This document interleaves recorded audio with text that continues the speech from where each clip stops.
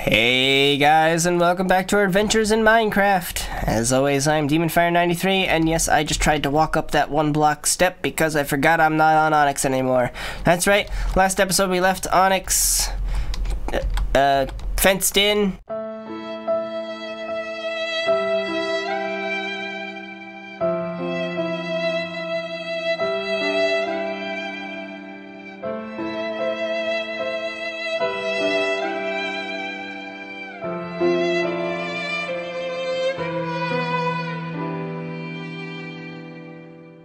I could explore because we had to cross the ocean, and I don't know where I am. This is new terrain to me. We are looking for a mega taiga or an ice spikes, and while I am running around trying to find them, I'm talking to you guys about random stuff. So decked out in full diamond armor so that we are not going to be at risk of dying. Collecting food along the way like so. Thank you very much. I'll kill just two of you, just two.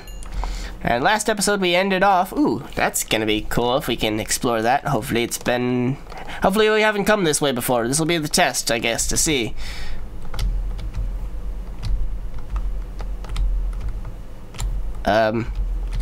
What?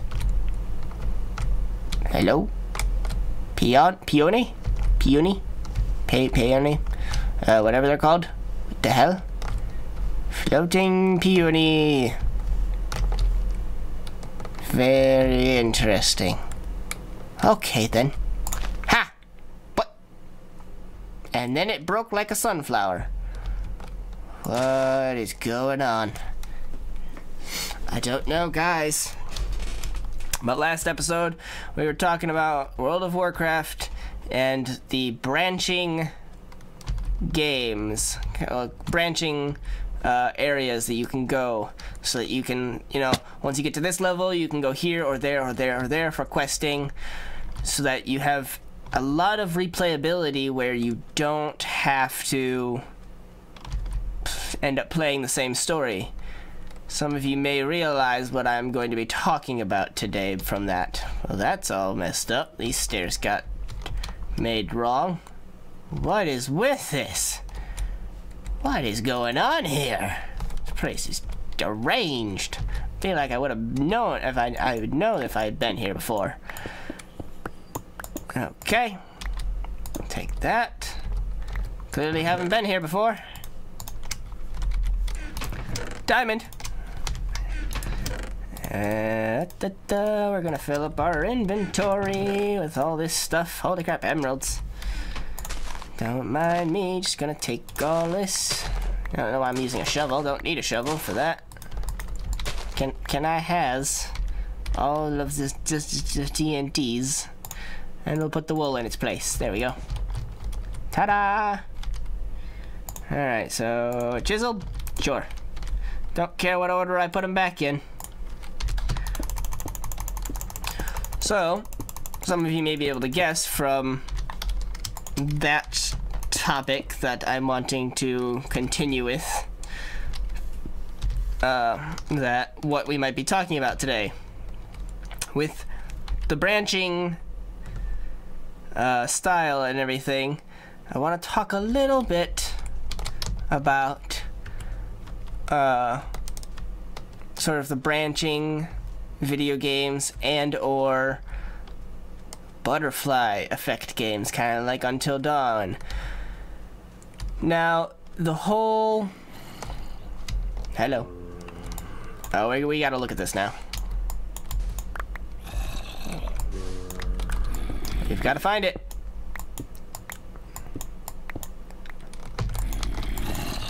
Take me to your leader.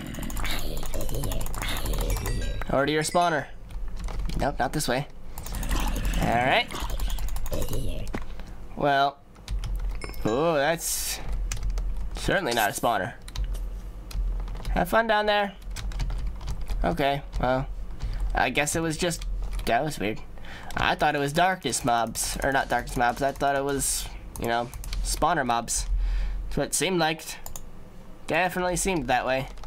But I guess not. So yes, with a successful game like Until Dawn, the way to be the most successful with a game like that, with branching storylines and choose your or make your own decisions to change the story, the way to make those successful is the way to give the best possible illusion of choice, because there never really is right now going to be a game where you have choice, really. I mean, unless you play the sandbox games like Minecraft here, I have all the choice in the world. I don't have to do anything. I can do anything that I want. With games that have stories but have branching pathways, and do you go left or right? Do you choose to save Ashley or Josh? Do you choose this or that? There's always a written path that you are then forced to take. So it's always just about how good is the story in the way of the illusion of choice. Did they do a really good job and make it seem they wrote so much stuff that it seems like every playthrough is going to be individualized and completely different from anybody else's? Or did they just kind of, yeah, whatever, and a lot of people end up making the same decisions, or a lot of people make different decisions but still have the exact same scenarios happen? And sadly, a lot of games do the latter.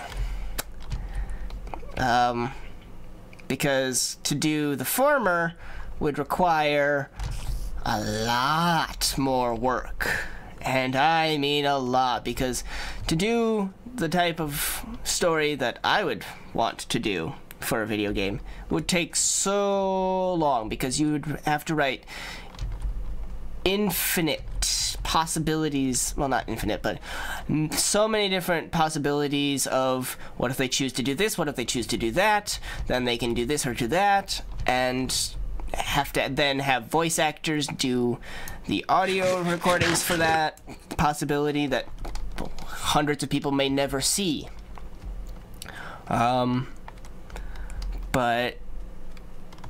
they just kind of, you know, I was noticing this with Until Dawn, because there are still a couple playthroughs that I'm watching of it. Most of them have finished, but there's just those 2 or 3 few people who are lagging behind all the rest who are still playing, and they upload it like once a week or something, like kind of like I do.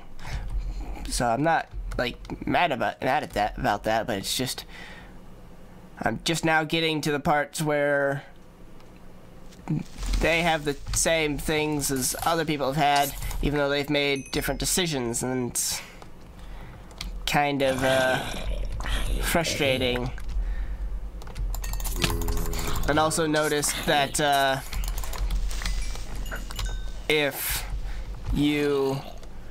once you get to a certain point in the game, certain characters stop being relevant. Why is that? Oh, because you already had the ability to get them killed. So now the developers don't want to have that character have a big impact on anything, because you may have already killed them. So, you know, why should they have them talk? You know, there's no need. I mean, for those, I mean, do you guys get what I'm saying? It's like, so say that this person, oh, hello, it's one of these right next to that. Oh my gosh, we're just getting everything here. So we have one character have the choice to do one thing or another. Hello. And okay. Oh. Okay. Okay.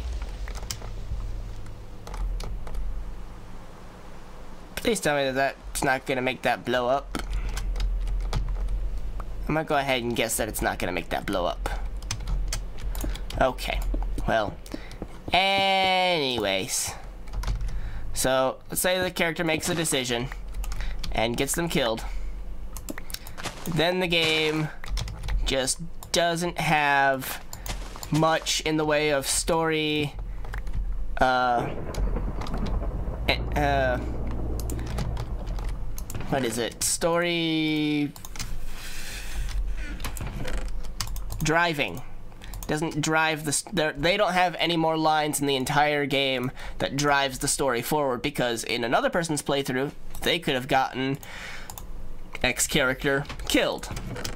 And that's just not the way that they should do things.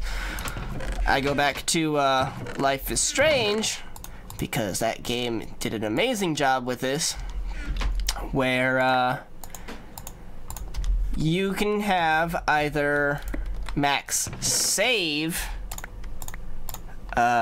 Kate, or Kate ends up dying. Now, even if you save her, and you know they have this thing where it's like how Until Dawn would be, that'd be it. You wouldn't have anything else to do with her ever again. You'd probably never see her again. But in Life is Strange, if you saved her, you get to go back to talk to her in episode 4. It's like, oh my gosh, this is amazing. They actually wrote more context for this character, just for the people who were able to save her. Some people weren't able to. There was a 50-50 chance on you saving her, and so, you know, it all depended on the player on if they did it or not. But they didn't go, well, you know, we're just gonna not give her any more in the game because some people could have killed her. We don't want to have to deal with writing an entire other chapter into the game. They went the extra mile and did that. That's why it's disappointing that games, some other games aren't doing that. And I think that with the popularity of YouTube, that they're gonna have to start thinking more on doing that, because there's a lot of people who just watch games now. They don't play them much. Or they are like me and they watch and play games, and you know, they watch other people play to see if they want to play the game. And that's perfectly fine. Just watching the game is perfectly fine. That's what I did with Until Dawn, but by watching 8 different people play through, you'd expect a lot of differences in them. And that, oh, well, since you saved this person here, whereas that person didn't save that person there, well, what do they get to say? Nothing. The character says absolutely nothing for the rest of the game. Oh, wait, they get one line here. That doesn't really matter that much. And it's just frustrating. And so let me know what you guys think about that. Like I said, I like the choice-based stuff, that your choices actually matter, but when you play, or when you watch enough of them, that you find that one that you thought is that way, and it turns out that it didn't matter, because it's the illusion of choice.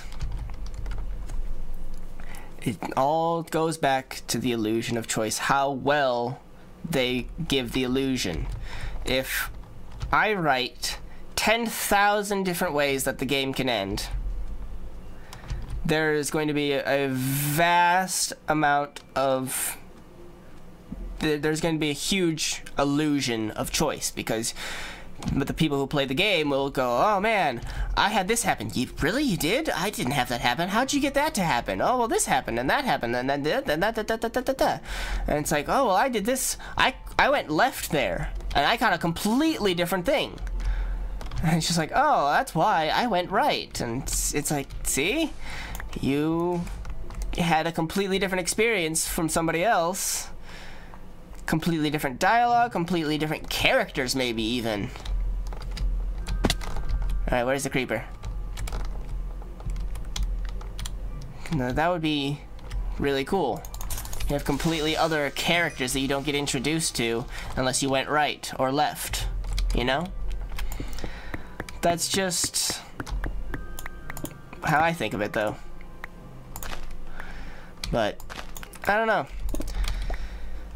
I'm not, like I said before, the last time I was talking about Until Dawn and was reviewing it, I still give it a good score because it's a very good game and is the first where they're trying to do something different that they feel hasn't been done before to this extent.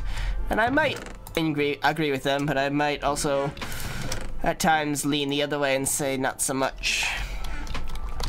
That they're just doing the same, but hopefully with what they are doing, they are opening the door for a huge genre in gaming where the story really matters quite a bit, and not only that, but everybody who plays through gets a vastly different story than the previous player, so that it's an individual experience sort of thing. More intimate experience, I guess you could say.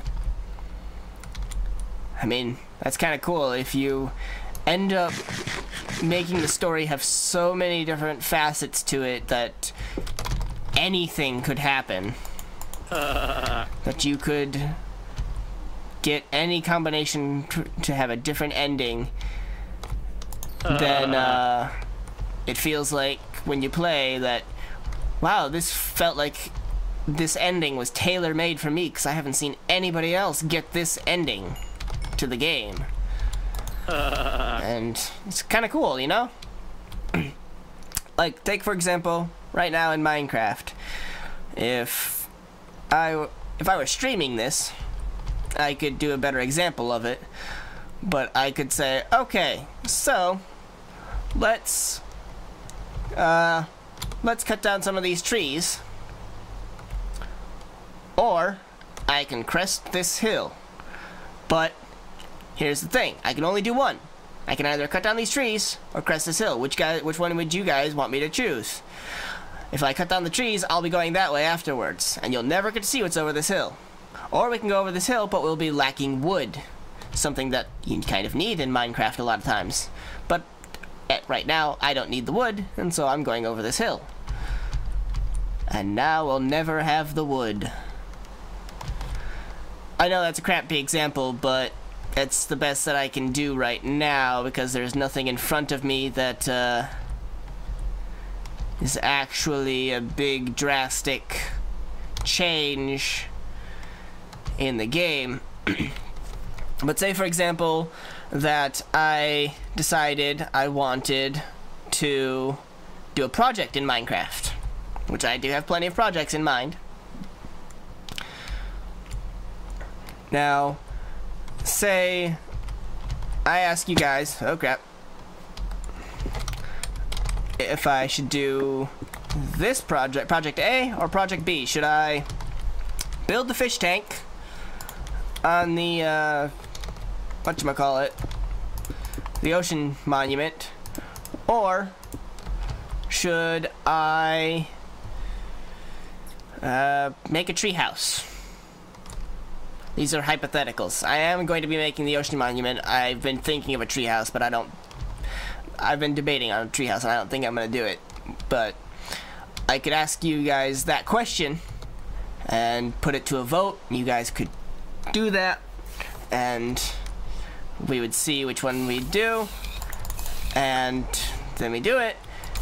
But the way to have that happen, or the way to have that actually mean something, really, is if I don't do the other option. Ever.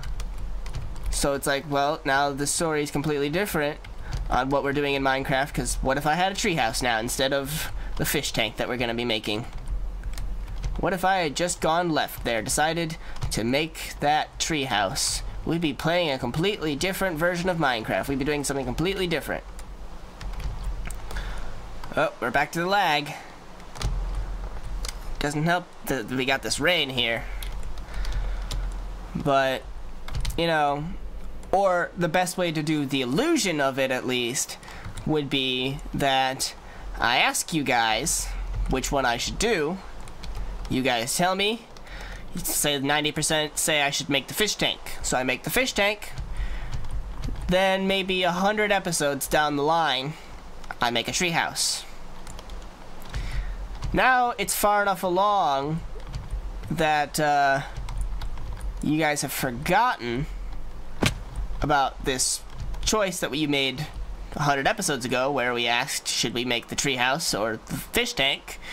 And now the fish tank or the treehouse just seems like it's its own idea. Obviously, in Minecraft, we can do both of those, and so there's nothing stopping us from doing both. And I know I'm losing part of my argument with this whole Minecraft analogy of it, but I hope you guys get my point. It's that illusion of choice, important in games. And I feel like I'm rambling now, so I think we are going to crest this hill. Once the lag spikes stop. Oh no, I didn't give Onyx a shelter. Well, I gave him like fenced in area so he's safe, but I didn't give him a roof. He's getting all the rain covering him. He's gonna catch a cold, guys. He's gonna be sick when I come back to him. I left him there all alone.